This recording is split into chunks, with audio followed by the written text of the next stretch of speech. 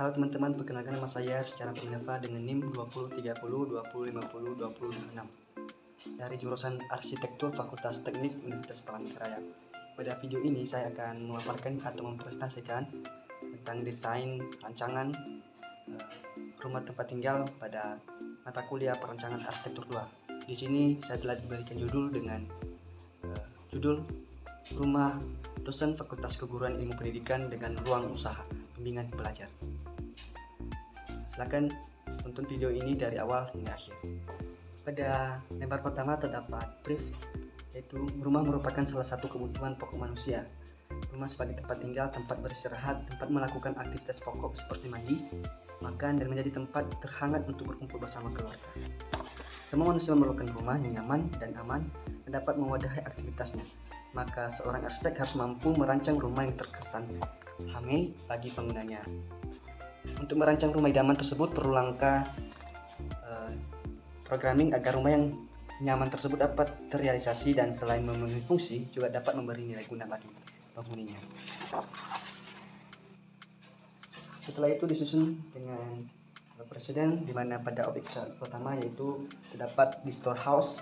Di sini di storehouse dirancang oleh seorang arsitek bernama Tony Wirawan Surya Jaja bersama partnersnya. Nah, di storehouse ini memiliki luas area dengan luas yaitu 300 meter persegi dan dibangun pada tahun 2010 berlokasi di Jakarta, Indonesia. Pada bangunan ini terdapat pemutaran gas sumbu tanah di bangunan dapat menjadikan sesuatu yang berbeda di depan rumah tersebut. Terdapat taman umum dan banyak pepohonan yang besar dan sudah tua. Selanjutnya pada bangunan di storehouse ini saya telah membuat sirkulasi bangunan. Di sini telah saya tambahkan dengan luas merah. Kemudian organisasi ruang. Di sini telah saya membuat beberapa blok terdiri dari 9 blok, di mana 9 blok ini saya telah membedakan dengan berbagai warna. Misalnya pada blok pertama yaitu warna ungu, yang artinya atau keterangannya di sini yaitu kamar tidur. Sampai ke blok 9 yaitu warna pink. Blok tersebut ditandai dengan area pelayanan. Kemudian pada storehouse ini saya telah membuat tabel hubungan ruangnya, di mana titik hubungan ruang pertama itu terdapat di ruang keluarga. Kemudian terdapat komposisi bentuk dan komposisi bukaan. Selanjutnya itu objek presiden kedua. Di sini saya mengambil hasil rancangan yaitu BRT House. Ini dibuat oleh Cantik Lam, memiliki luas area seluas 750 meter persegi dan dibangun pada tahun 2015 berlokasi di Bandung. Pada BRT House ini ukuran dan lokasi menjadi perhatian yang utama saat mendesain bangunan dengan mempertimbangkan dua fungsi, yaitu drop off dan rumah utama seperti garasi. Pada BRT House ini juga telah saya membuat sirkulasi bangunannya di hasil video desain. Di sini saya telah juga membuat tanda yaitu tanda merah sebagai jalur sirkulasi. Kemudian terdapat organisasi ruang. Di sini saya telah membuat sebanyak 17 blok, 18 blok dengan dibedakan berbagai warna. Misalnya pada blok 10 saya tandai dengan warna orange, yang artinya yaitu teras, dan ditunjukkan dengan komposisi bukaan. Selanjutnya adalah proses perancangan skematik. Pada proses perancangan skematik ini saya mulai dari bubble diagram. Bubble diagram merupakan proses tahap pertama yang saya lakukan sebelum menemukan sebuah desain dari rumah sepertinya yang telah saya buat. Bubble diagram ini proses yang cukup mudah kita lakukan untuk menemukan sebuah desain.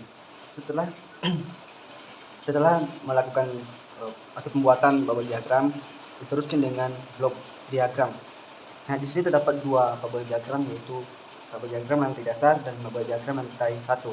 Begitu juga dengan blok diagram, yaitu terdapat blok diagram lantai dasar dan blok diagram lantai 1. Setelah proses menemukan bubble dan blok diagram, selanjutnya ia adalah diagram sirkulasi. Pada diagram sirkulasi ini bertujuan yaitu untuk menemukan pola pergerakan di aktivitas. Misalnya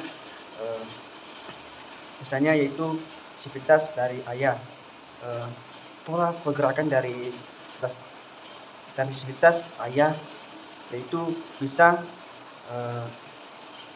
ke semua ruangan selain ruangan yang bersifat privat. Misalnya misalnya kamar tidur anak 1, anak 2, dan kamar tidur anak 3, dan begitu seterusnya.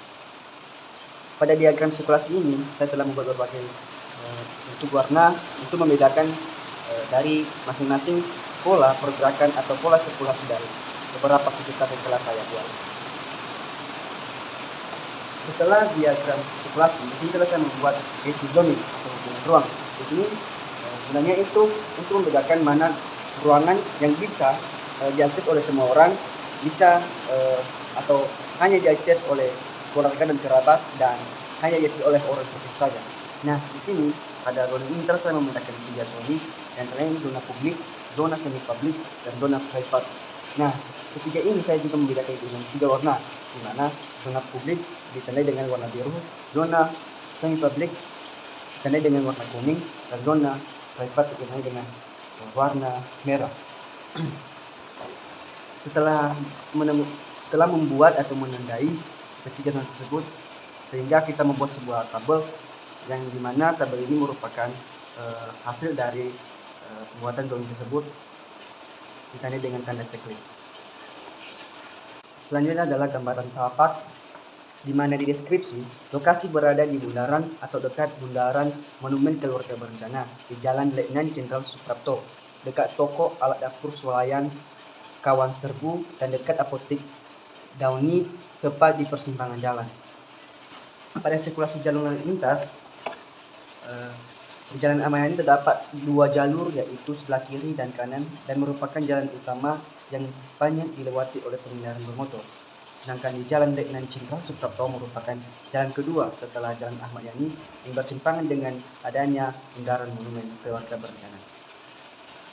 Pada analisa kebisingan, tingkat kebisingan tinggi terdapat pada Jalan Ahmad Yani, kemudian tingkat kebisingan rendah terdapat pada Jalan Letnan Jenderal Suprapto, dan tingkat kebisingan rendah terdapat pada jalan depan bundaran Monumen Keluarga Berencana. Kemudian analisa matahari dan angin, di mana pada posisi side arah terbit matahari sebelah timur dan terbenam di sebelah selatan, sedangkan arah angin berasal dari arah selatan pada side. Selanjutnya, pada setiap samping ruas jalan terdapat drainase yang berfungsi untuk mengalirkan air yang dapat mengganggu pengendara di jalan sehingga badan jalan tetap kering. Selanjutnya adalah asimetri dari bangunan desain yang telah saya dapat dan telah saya buat. Kemudian gambar tampak, kemudian dari gambar tampak belakang, tampak samping kanan, tampak sebelah kiri. Selanjutnya tampak depan, terdapat side plan-nya dengan lantai 1 dan dengan lantai dasar, kemudian potongan AA, potongan BB, kemudian interior ruang usaha, dan interior ruang keluarga. Demikian presentasi dari saya. Mohon maaf jika ada kekurangan dari video ini, dan semoga video ini dapat bermanfaat bagi kita semua.